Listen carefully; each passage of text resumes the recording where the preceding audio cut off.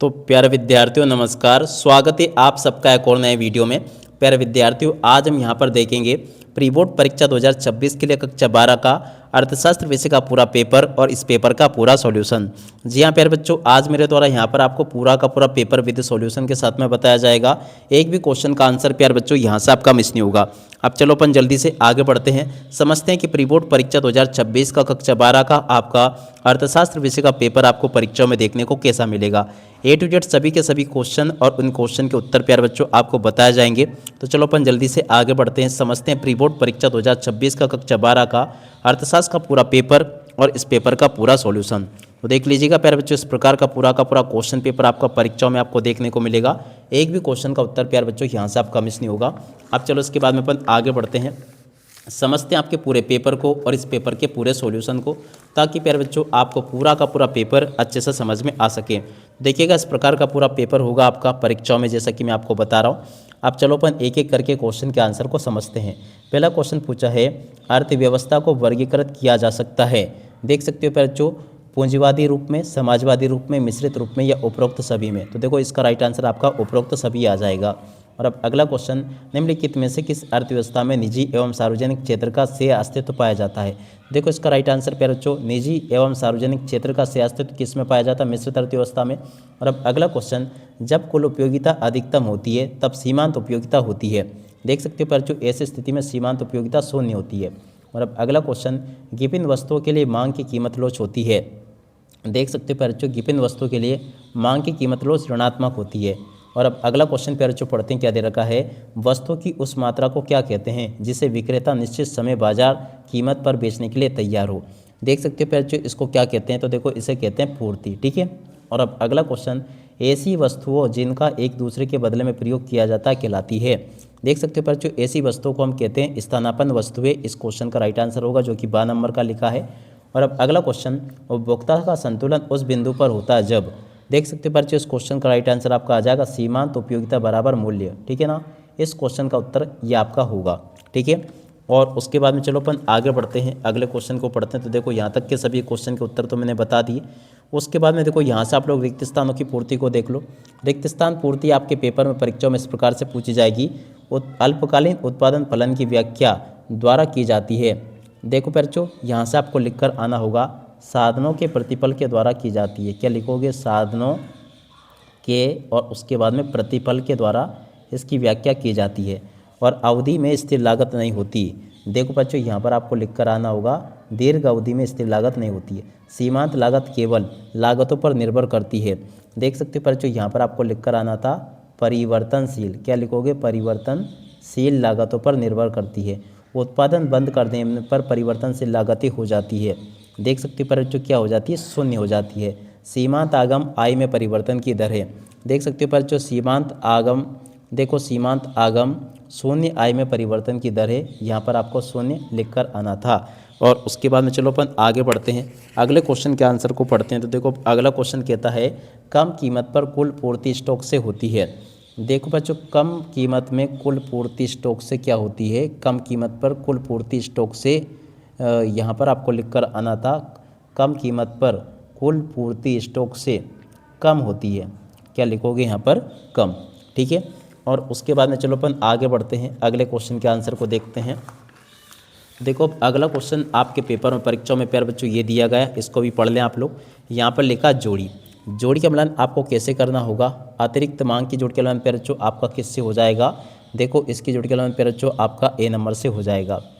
अतिरिक्त पूर्ति की जोड़ के मिलान प्यारे बच्चों इससे हो जाएगा। आधुनिक अर्थशास्त्र के जनक प्यारे बच्चों देखो एडम स्मिथ होंगे।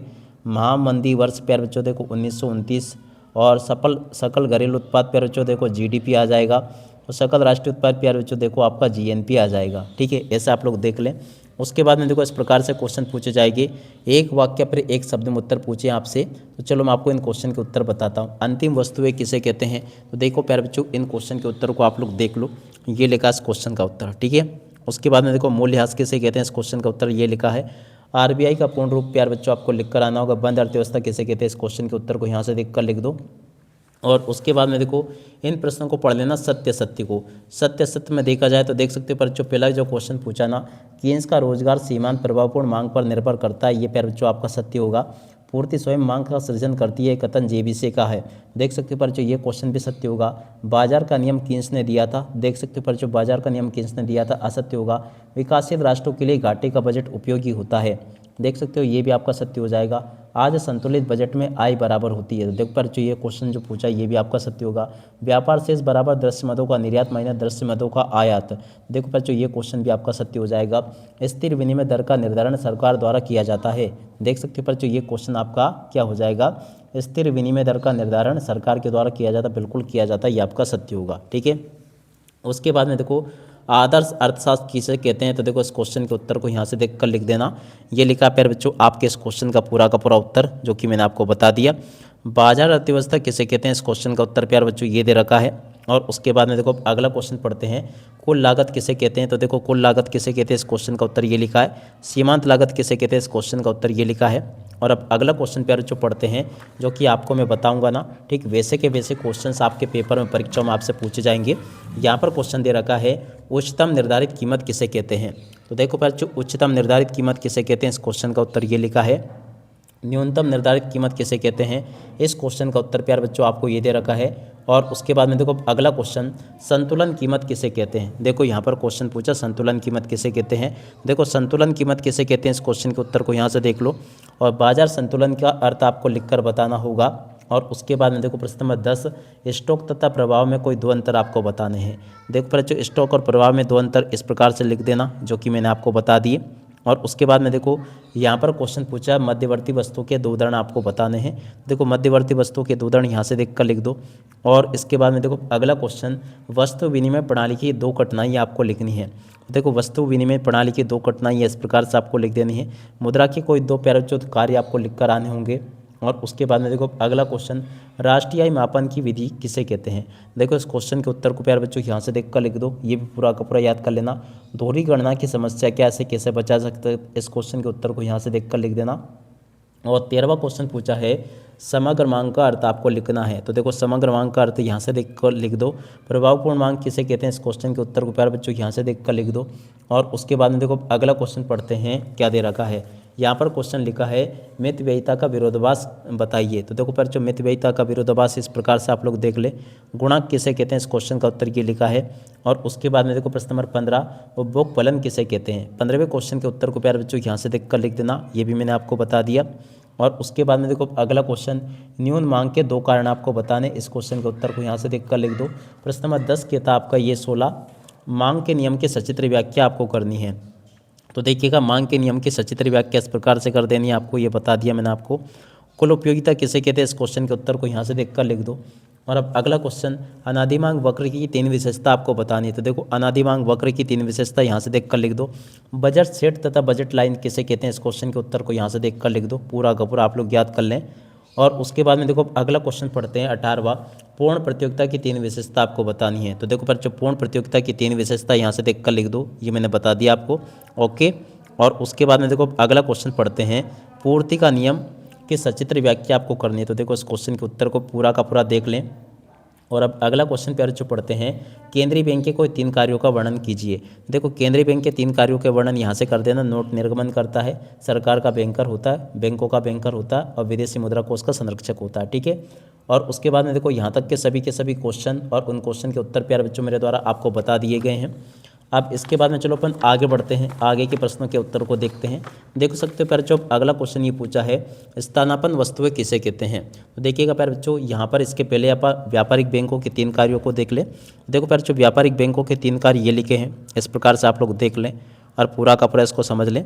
यहाँ तक के सभी क्वेश्चन के उत्तर प्यारे बच्चों आपको समझा दिए मैंने आपको।